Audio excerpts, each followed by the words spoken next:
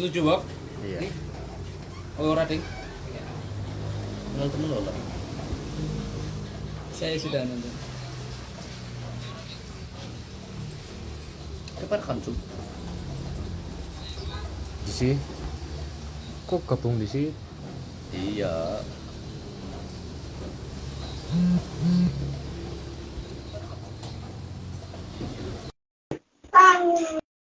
Sinyalnya elek kan nah.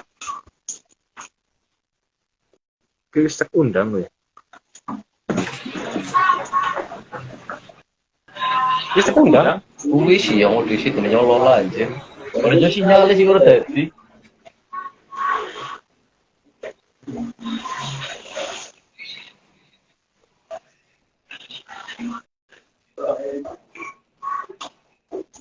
Udah tadi. Aku kira undang aku nah. Ayo, catering. Soalnya catering ku goblok. Ya, catering dong ya. Bisa naruh televisi ya? Hah? Tuh di situ? Hah? Loh, apa aja sih lebu sih? Tapi kan Oh, teman-teman nih. Lebu sih. kali ya akses.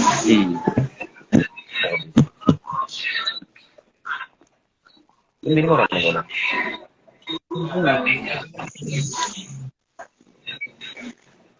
Ya ada landscape lo.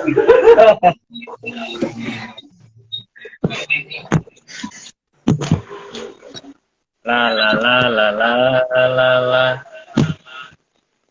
Ye. Ya, selamat sore, selamat menantikan waktu berbuka bagi yang sedang berpuasa. Alhamdulillah sore hari ini kita sedang sedikit ada gagasan untuk melakukan diskusi terkait isu politik identitas nanti di tahun 2024 karena sudah menjelang pemilu. Jadi isu terkait politik identitas ini menurut saya pribadi menarik untuk diperbincangkan karena ya nanti kita boleh sekilas mungkin dari sahabat Magriza Apriansah. Gimana kabar sahabat Magriza? Bagus. Ya, bagi yang belum tahu, ini sahabat Magriza Apriansah ini mahasiswa UNU Purwokerto. Beliau memang ketika dalam ranah diskusi, beliau cukup sangat kompeten.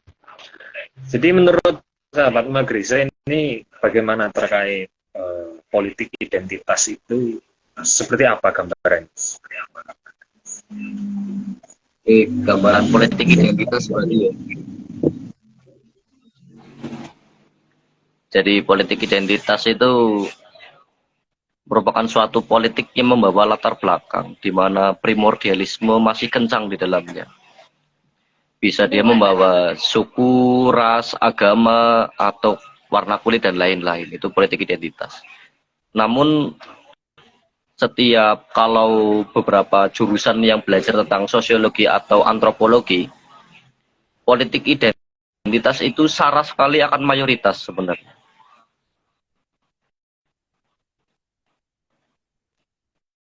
Jadi ya pada intinya kan politik identitas ketika bicara di Indonesia kan lingkupnya cukup luas ya.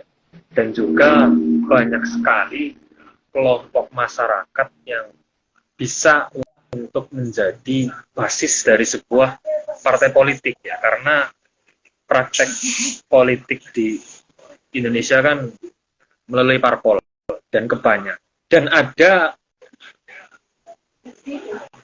katakanlah beberapa parpol atau salah satu parpol itu membawa politik identitas dalam kontestasi politik. Ya mungkin nanti ini bisa terjadi di tahun 2024. Nah, menurut sahabat Magrisa ini bagaimana ketika memang salah satu parpol atau pasangan calon itu membawa politik identitas dalam kontestasi pemilu? Menurut sahabat. Kalau secara normatifnya sebenarnya tidak diperbolehkan karena politik identitas sangat sara sekali terhadap primordialisme. Cuman baik disadari atau tidak disadari di Indonesia kalau belajar sosiologi atau antropologi itu memang politik identitas dia akan menjorok, dia akan membawa latar belakang, dia akan membawa mayoritas atau pengakuan atas sosial itu sendiri. Misal terdata dari zaman Orde Lama sampai Orde pada masa kali ini, banyak sekali partai-partai yang berhaluan dengan latar belakang agama.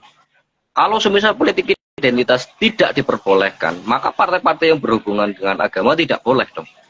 Cuman pada masa ini tetap diperbolehkan karena itu merupakan representatif dari kalangan atau kelompok sosial tersebut atau komunal. Jadi patut kita sadari komunal itu merupakan representatif. Cuman yang tidak diperbolehkan itu politik identitas yang mengarahkan ke isu perpecahan. Seperti itu, sahabat. Baik. Berarti memang sejatinya tidak bisa dipungkiri praktek politik identitas itu ya memang secara antropologi dari dulu memang sudah terjadi dan nggak bisa dihindari seperti itu ya. Cuman politik identitas yang mengacu pada perpecahan itu yang dilarang. Berarti terus bagaimana nih kita sebagai mahasiswa dalam mengawal kontestasi politik nanti menuju 2024 itu idealnya bagaimana supaya mahasiswa itu bisa mengawal dan memberikan kontribusi supaya kontestasi politik ini bisa berjalan dengan aman seperti itu, sahabat. Mungkin bisa disampaikan.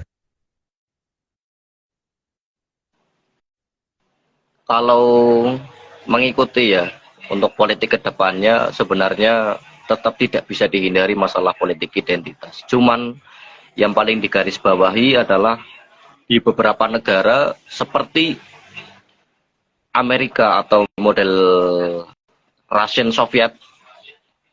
Pertama, Amerika itu menetapkan masalah program kerja yang terdepan. Misal, sebagai contoh, Presiden Donald Trump pada saat itu, dia mengusung masalah ekonomi dengan latar belakang ekonomi. Jadi, pada saat itu, Amerika Serikat menyelesaikan masalah-masalah pekerjaan, masalah-masalah kemiskinan itu di zaman Donald Trump. Keduanya transisi melalui Presiden Joe Biden, di mana masyarakat pada saat itu approval atau menyetujui dengan latar belakang di mana dia ahli politik atau parlemen. Selesai di situ. Dan selanjutnya jadi pemilihan politik, pemilihan pemimpin di Indonesia harus bersumber pada visi dan misi dan latar belakang hari ini. Semisal pemimpin hari ini itu sarjana kehutanan, tapi belum ada program kerja yang memang mengusung masalah kehutanan dengan ketat. Ini contoh.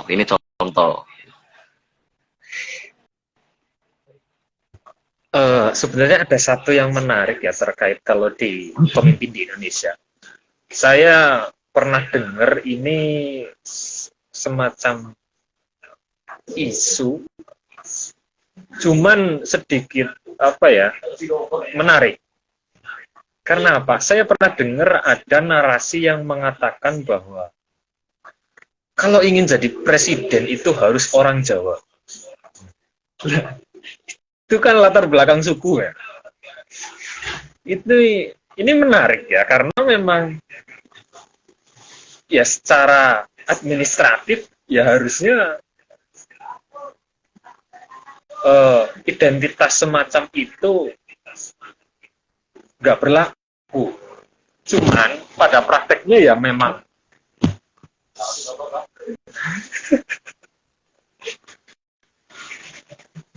Bang kasih nonton ya. Kepriwe iki? Wis.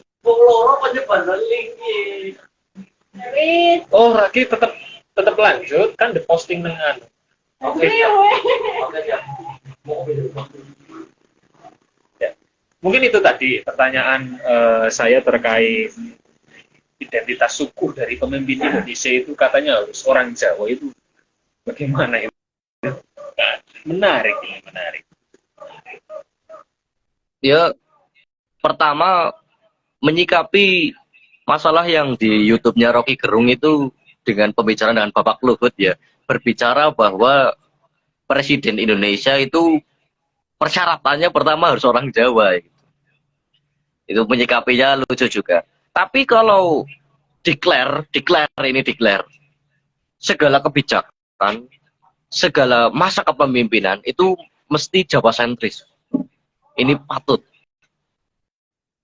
Jadi kenapa berbicara demikian? Ini menurut evolusi pemikirannya saya melalui bidang antropologi.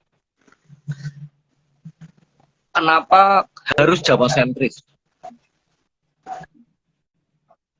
Jadi kenapa harus Jawa sentris? Yang pertama, kemajuan pada saat masa itu setelah masa penjajahan terkhususkan di Jawa semuanya. Pertama. Yang kedua, hari ini belum berbicara IKN ya. IKN sekarang pindah di Kalimantan. Cuman segala pergeseran, museum, peradaban dan lain-lain, dia lebih kencang di Pulau Jawa. Ketiganya, Jawa dijadikan sebagai basis pemikiran. Saya juga enggak tahu ini. Misal, contoh Hari Batik. Ini kan Hari Batik, hari yang sangat lucu sebenarnya. Jadi nggak hanya pemimpin saja tentang primordialisme atau politik identitas. Misal Hari Batik. Di Sumatera itu nggak mengenal batik. Nggak mengenal batik tulis atau cap dan lain-lain. Tapi dia di Sumatera, di Kalimantan, di Nusa Tenggara, di Papua, dia mengenal songket. Karena presidennya dari Jawa. Jadi dia Jawa sentris, kayak gitu. Baik, itu cukup masuk di akal ya ketika pendapat sampean seperti itu. Ya karena memang awal mulanya dari pusat peradaban dan juga peta politik itu Jawa sentris. Jadi ya mau nggak mau pertumbuhan politik ke depannya itu ya basisnya tetap dari suku Jawa dan juga di regional Jawa. Walaupun nanti terlepas dari perpindahan ibu kota yang sedang menjadi wacana, tapi ya pada awal mulanya hingga hari ini masih seperti itu ya. Jadi memang patut kita narasi tersebut bisa diterima karena memang ya asal muasalnya atau antropologinya memang seperti itu. Baik, itu cukup bisa diterima. Nah, kemudian ada satu lagi pertanyaan yang ingin saya tanyakan ke sampean. Ini masih terkait politik identitas. Kira-kira dari pandangan sampean ini nanti di 2024 adakah calon ataupun gerbong partai politik yang akan mengikuti kontestasi politik dan membawa politik identitas yang di situ akan menjadi kekuatan terbesar dan juga identitas tersebut yang sedang paling dibutuhkan Indonesia hari ini. Gimana?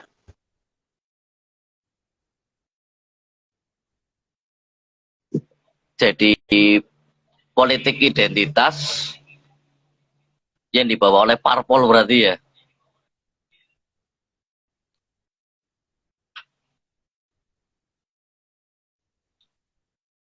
Oke, jadi kedepannya di 2024, selama masih ada representatif masalah keparpolan yang berhubungan dengan agama, itu masih jelas ada politik identitas kedepannya. Cuman mungkin kita harus menggarisbawahi di mana politik identitas itu bukan bagian dari identitas politik. Ah, Bang, menarik. Ini narasinya sangat bagus ya. Jadi politik identitas itu bukan bagian dari identitas politik, walaupun memang tidak bisa dipungkiri bahwasanya politik identitas ya tidak bisa dihilangkan, tapi itu bukan bagian dari identitas politik Indonesia. Jadi seperti itu ya. Nah, kemudian seperti ini, ketika politik identitas tetap berjalan dan nggak bisa dipungkiri tetap berjalan, adakah suatu politik identitas yang di situ dikhawatirkan atau bisa menimbulkan perpecahan?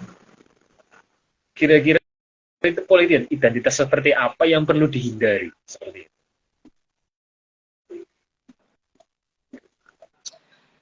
Politik identitas yang harus dihindari, masalah pertama tentang dikotomi ke depan. Dengan contoh, semisal kalau pemimpin suatu negara itu dengan agama A, maka agama B itu tersisihkan. Padahal kita tahu bahwa pemimpin atau pejabat publik itu dikatakan vox populi vox dei, atau merupakan approval dari seluruh masyarakat atau representatif dari masyarakat. Pertama, harus menghilangkan dikotomi itu. Yang kedua, masalah basis pemikiran undang-undang di Indonesia sebenarnya sudah menjelaskan hal itu. Dengan contoh semisal hari ini KPK itu melarang seluruh pejabatnya menggunakan atribut keagamaan, misal peci, kerudung, atau mungkin topi keagamaan yang lainnya. Sebenarnya itu bagus. Cuman mungkin di Indonesia terlalu sekuler. Jadi itu harus dihindari sebenarnya. Masalah politik identitas di depan umum itu harus pakai peci dan lain-lain. Soalnya menjadi negarawan yang sejati adalah menjual gagasan, bukan soal menjual barang atau diri sendiri. Yang selanjutnya mungkin yang harus kita hindari adalah kroni-kroni yang mungkin kita nggak paham. Misal, dengan satu contoh, saya nggak setuju dengan calon ini karena dia, mohon maaf dengan kategori alumni PKI. Yang pertama mungkin. Yang kedua, alumni Permesta. Yang ketiganya mungkin di zaman Prabowo itu juga sempat di mana dia sebagai penjahat HAM. Tapi aslinya hal itu belum pernah dibuktikan oleh publik. Nah, ini kroni-kroni yang seperti ini yang luar biasa lucunya. Dulu ada narasi Pak Jokowi itu dengan etnis tertentu, tapi ini belum bisa dibuktikan. Jadi politik identitas harusnya kalau dia punya identitas tertentu ya harus dibuktikan dulu dong. Iya, sebenarnya narasi yang berkembang itu ya harus sebuah data yang autentik ya.